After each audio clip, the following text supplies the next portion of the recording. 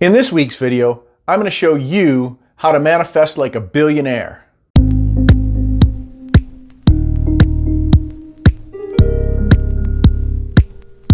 My name is James Lauf, and I help people discover that consciousness is the only reality and how to use the law of attraction to get what you want out of life.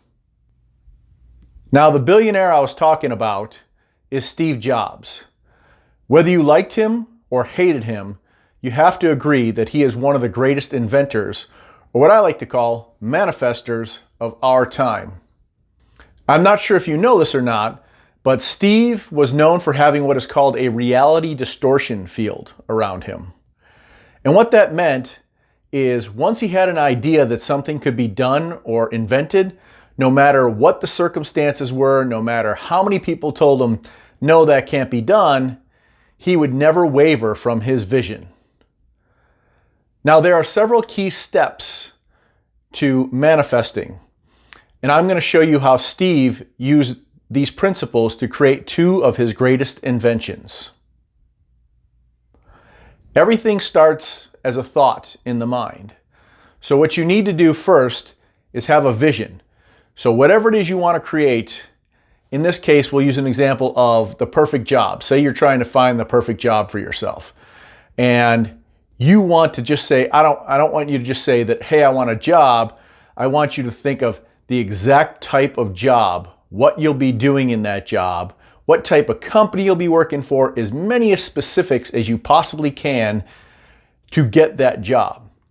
Now, once you have that vision in your head, then you want to put yourself in the situation as if it has already come true, and I want you to feel the feelings of how you're going to feel when you're doing that job. So if you're going to be, a programmer, I want you to feel the feelings and be sitting at your desk typing out your programs, knowing how you're adding value to the company and what type of work you're going to be doing. Now, when Steve came back to Apple after being ousted the first time, he had a vision to create what we now know as the iPad. Now, the technology didn't even exist at this time to do such a thing. So this is a pretty big vision. Anyways, so Steve had this vision and he did what I said. He thought about what it would be like. He knew exactly what he wanted the iPad to look like. He knew exactly a lot of the functionality that he wanted the iPad to do. And more than that, he thought from the end, he actually saw it in the hands of thousands, if not hundreds of thousands of people, and the value they were going to get out of it and how it was going to change their lives. Steve was known for wanting to change the world, which we obviously know he did. So, he did two important things after that.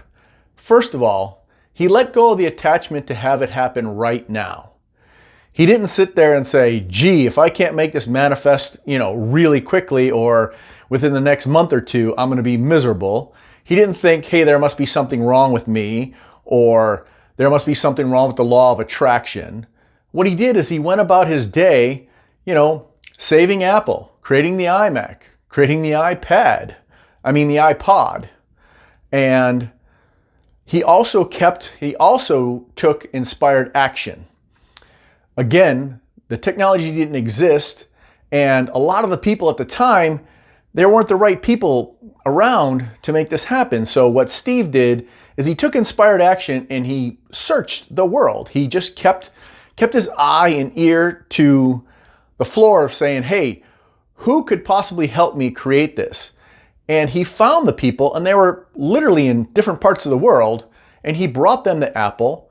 Now fast forward 3 or 4 years later, and he was able to obviously create the iPad.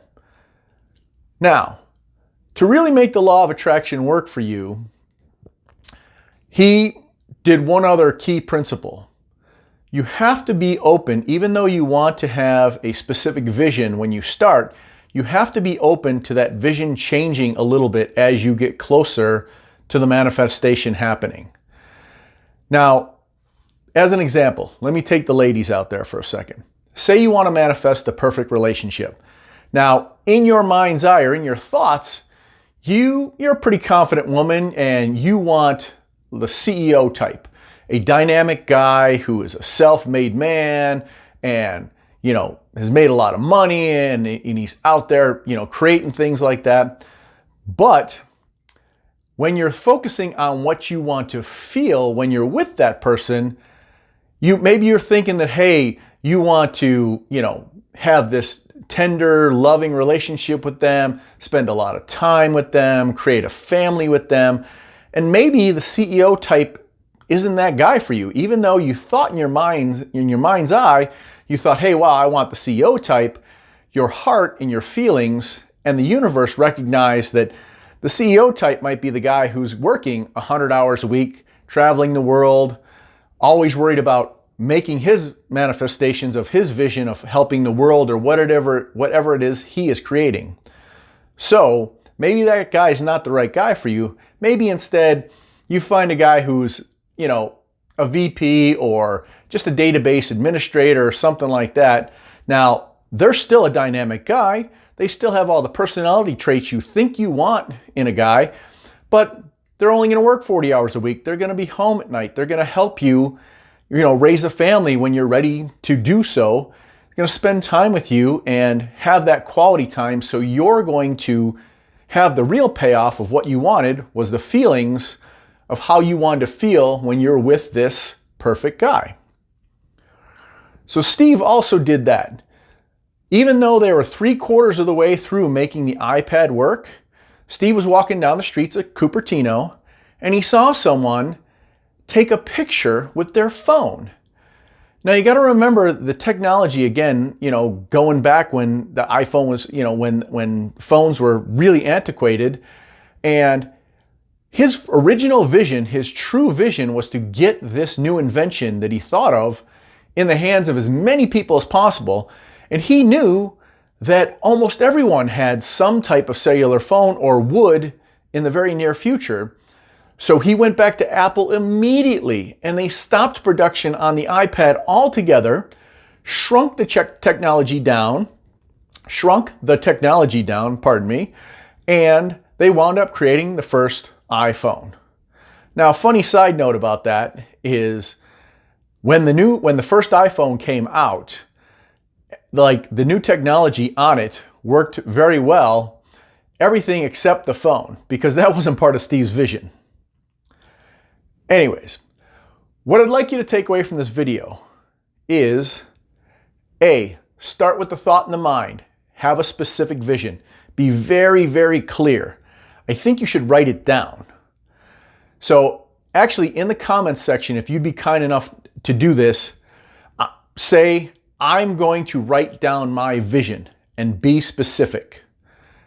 That'll help you solidify what you're going to do.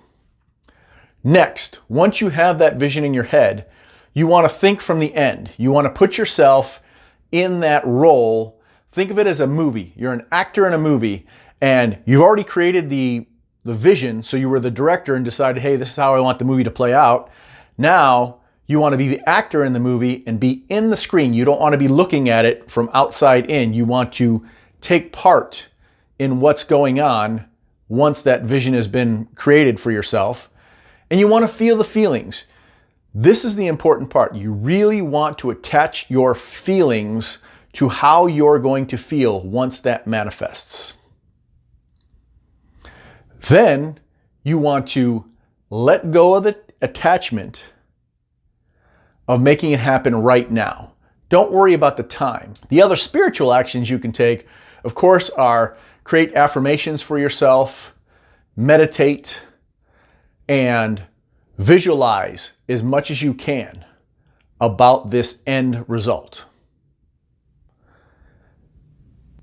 If you like this video, please hit the like button.